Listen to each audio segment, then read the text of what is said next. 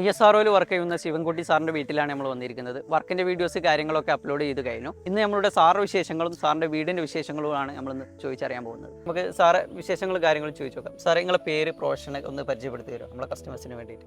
എൻ്റെ പേര് ശിവൻകുട്ടി എന്നാണ്. ഞാൻ ഇന്ത്യൻ സ്പേസ് റിസർച്ച് ഓർഗനൈസേഷനിലെ ജനറൽ മാനേജറാണ്. ഓക്കെ. ഞാൻ വിക്രം സാരാഭായ് സ്പേസ് സെൻറ്റർ എന്ന് പറഞ്ഞ ഒരു സെൻ്ററുണ്ട്. അത് തിരുവനന്തപുരത്താണ്. തിരുവനന്തപുരത്ത് ഞാൻ വർക്ക് ചെയ്യുന്നു. താമസവും കാര്യങ്ങളൊക്കെ താമസവും തിരുവനന്തപുരത്ത് തന്നെയാണ്. ഇതെൻ്റെ തറവാട്. ഓക്കെ. ഇവിടെ മന്ത്ലി വരാണോ എങ്ങനെയാണ്?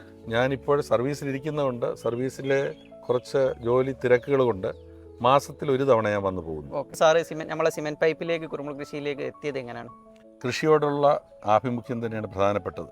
ഓക്കെ. അപ്പോൾ നമുക്കൊരു ലോങ് ടൈം ഒരു കൃഷിയിലൂടെ നമുക്കൊരു വരുമാനം എന്നുള്ളത് പ്രാവർത്തികമാക്കണമെങ്കിൽ ഇതുപോലുള്ള കൃഷികൾ, അതായത് തെങ്ങ് കൃഷി, അതുപോലെ കുരുമുളക് കൃഷി, അതുപോലുള്ള കാര്യങ്ങൾ ചെയ്താൽ മാത്രമേ അതുകൊണ്ട് കാര്യമായിട്ടുള്ള ഗുണങ്ങളുണ്ടാകത്തുള്ളൂ. പിന്നെ എൻ്റെ പ്രധാനപ്പെട്ട ഒരു കാര്യം, ഇതെൻ്റെ നാടാണ്, ഞാൻ ജനിച്ചു വളർന്ന നാടാണ്. അപ്പോൾ ഈ കൃഷിയിലൂടെ സമ്പാദിക്കുന്നതിനേക്കാൾ ഉപരിയായിട്ട് 2 or 3 നമ്മുടെ നാട്ടിലുള്ള നാട്ടുകാർക്ക് സ്ഥിരം ജോലി കൊടുക്കാനുള്ള ഒരു സംവിധാനം, എനിക്ക് നഷ്ടങ്ങൾ ഉണ്ടാകാതെ. ഓക്കെ. എന്തുകൊണ്ടാണ് സാറ് സിമെന്റ് പൈപ്പ് ചൂസ് ചെയ്ത്? സാറ് PVC-യിൽ ചെയ്തിട്ടുണ്ട് എന്ന് പറഞ്ഞിരുന്നു പരീക്ഷണ അടിസ്ഥാനത്തിൽ. പിന്നെ എന്തുകൊണ്ടാണ് നമ്മളെ സിമെന്റ് പൈപ്പ് സാറ് മെയിനായിട്ട് ചൂസ് ചെയ്യാൻ കാരണം?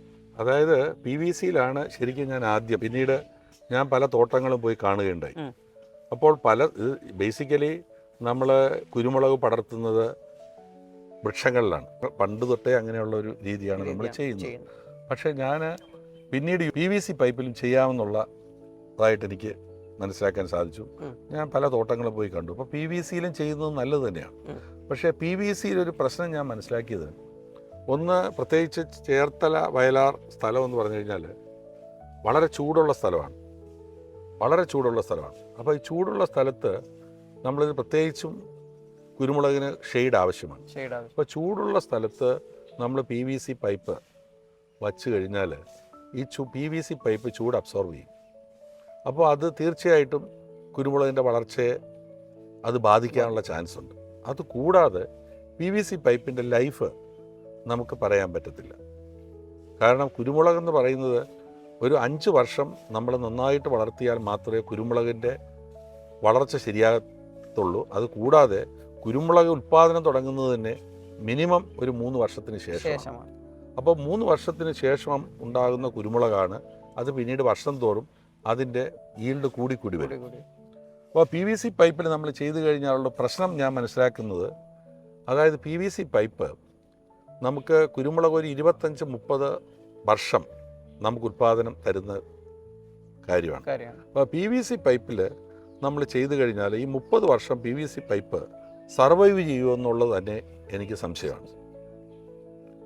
പക്ഷേ സിമൻറ്റ് പൈപ്പ് അതിലെനിക്ക് പൂർണ്ണ വിശ്വാസം ഉണ്ടാകാനുള്ള കാരണം, ഞാൻ ജനിച്ച ഈ തറവാട്ടിലാണ്. ഇവിടെ അന്നൊരു ഷെഡുണ്ടായിരുന്നു. ആ ഷെഡ് പണിയുന്നതിന് വേണ്ടിയിട്ട് കോൺക്രീറ്റ് കാലാണ് ഉപയോഗിച്ചത്. നമ്മുടെ പണ്ടത്തെ സിമന്റ് പൈപ്പ് 55 വർഷമായിട്ട് ആ കാല് ഇപ്പോഴും ഇവിടെ നിൽക്കുകയാണ്. അതാണ് ഏറ്റവും വലിയ ഒരു സാക്ഷ്യപത്രം എനിക്ക് പറയാൻ പറ്റുന്നത്. അതിൽ കൂടുതൽ എന്താണ് ഞാൻ പ്രത്യേകിച്ച് താങ്കളോട് പറയാനുള്ളത്? എല്ലാം 100% റിസർച്ച് നടത്തിയിട്ട് ഒരു പരിപാടിയും നമുക്ക് ചെയ്യാൻ പറ്റത്തില്ല.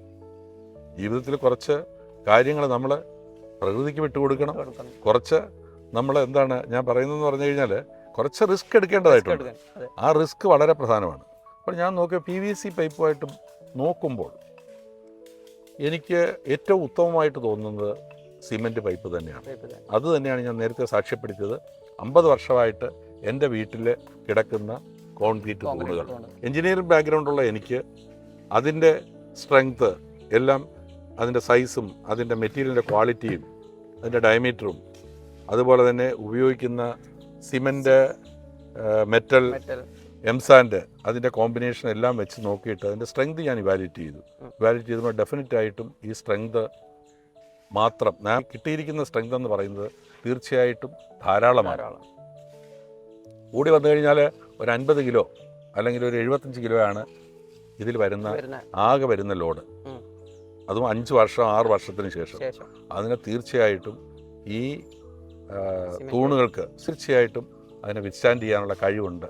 ഞാനത് എൻ്റെ കാൽക്കുലേഷനിൽ യാതൊരു രീതിയിലുള്ള ഒരു പിശകും എനിക്ക് കാണുന്നില്ല. അതുകൊണ്ടാണ് ഞാൻ ഇതിലേക്ക് ഇറങ്ങിയത്.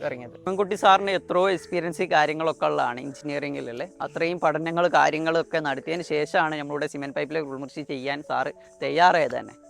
സിമെൻറ്റ് പൈപ്പിലെ കുളിമുറിശി ചെയ്യാൻ താല്പര്യമുള്ളവർ ഫ്ലോറിനോ ഇൻഡസ്ട്രീസുമായിട്ടുള്ള ബന്ധപ്പെടുക.